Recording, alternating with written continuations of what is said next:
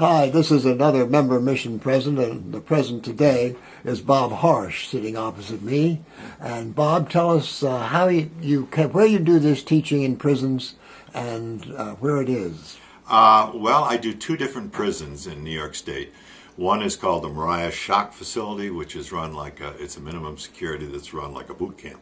And the other one I do is in Raybrook, New York, which is near Saranac Lake, and that's a medium security prison. So one has wire around it, and one has nothing around it.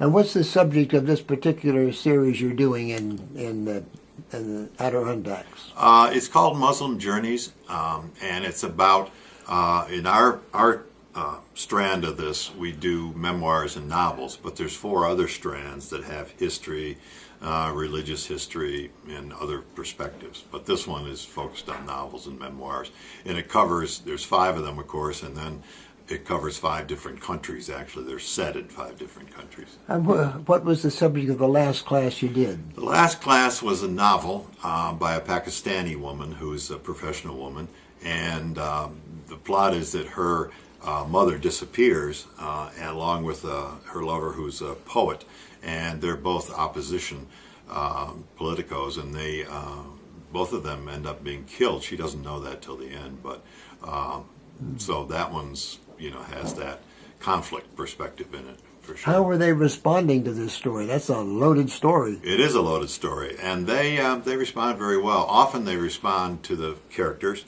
and then also to the plot line.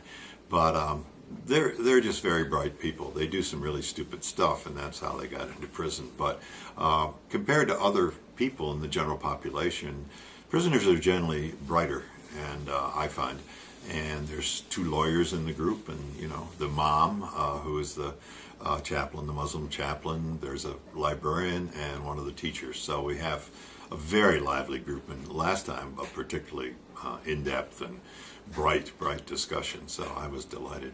Fascinating insight into what the prisoners are like. Mm-hmm. Thank you for that part. Tell us, from the religious view, which we're taking here, in addition, well, it's religious all the way, how do you see God at work in you, in the prisoners, and in the prison?